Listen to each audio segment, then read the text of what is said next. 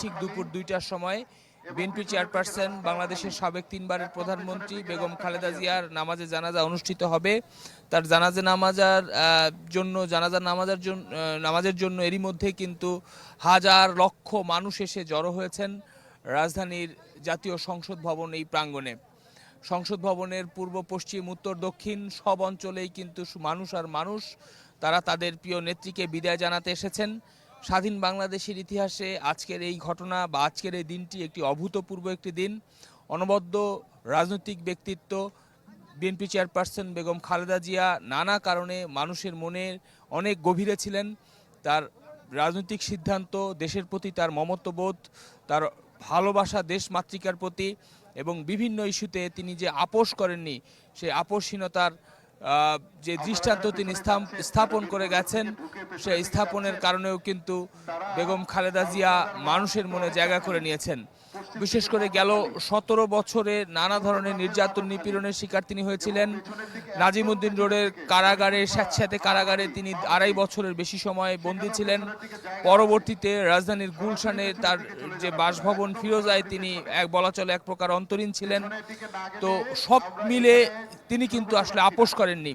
তার এই আপোষহীনতার কারণেই কিন্তু মানুষের এই ভালোবাসা, এখানে যারা আসছেন তারা সেই বক্তব্য দিচ্ছেন যে বেগম জিয়ার অনেক সুযোগ ছিল, অনেক অফুরান প্রস্তাব ছিল, সমঝোতার কথা বলা হয়েছিল রাজনীতির নানা পালাবদলে, কিন্তু কখনো তিনি এক চুলো দেশ, নিজের দল, মানুষের স্বার্থের কথা বিবেচনা করে পিছপা হননি।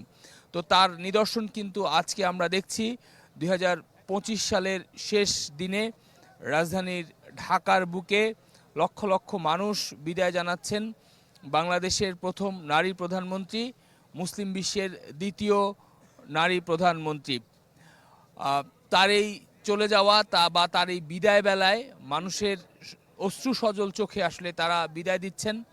তারা এখানে মাইকে কিছুক্ষণ পর পরই খালেদা জিয়ার যে বক্তব্যগুলো তিনি রাজনৈতিক সভা সমাবেশে বাসার মধ্যে যখন অবরুদ্ধ ছিলেন তখন মানুষের মনে শিহরণ জাগায় সেই বক্তব্যে, এবং তিনি যে বক্তব্য দিয়েছিলেন সেই বক্তব্য এবং তার যে বার্তা ছিল দলের নেতাকর্মীদের উদ্দেশ্যে, সেই বার্তা তারা পালন করার চেষ্টা করবেন।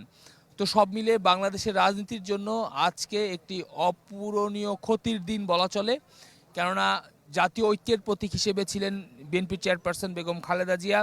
সে জাতীয় ঐক্যের সব মত, সব পথের মানুষ কিন্তু জাতির নানা দুর্যোগ দুর্বিপাকে, নানা টালমাটাল অবস্থায় আসলে তার কাছে যেতেন এবং তার সিদ্ধান্ত কিন্তু সবাই মেনে নিয়েছিলেন। বিশেষ করে আমরা ২০২৪-এর ৫ আগস্ট পরবর্তী সময় দেখেছিলাম খালেদা জিয়াই কিন্তু বাংলাদেশের রাজনীতির কেন্দ্রবিন্দুতে পরিণত হয়েছিল, কিন্তু শারীরিক নানা বার্ধক্যের কারণে, শারীরিক জটিলতার কারণে হয়তো রাজপথে দীর্ঘদিনের একটি গ্যাপ তার গেছে। ২০১৭ সালের বা ১৭-১৮ সালের পর থেকে সেই অর্থে কিন্তু বিএনপি চেয়ারপারসন বেগম খালেদা জিয়া আর জনসমাগমে উপস্থিত হয়ে বক্তব্য দিতেন না। ভার্চুয়ালি তিনি আসলে যুক্ত হয়েছেন। মাঝখানে ৬টি বছর তিনি কিন্তু আগের সরকারের আমলের যে নিপীড়নমূলক যে মামলা তার বিরুদ্ধে করা হয়েছিল, সেই মামলার ফরম্যাশ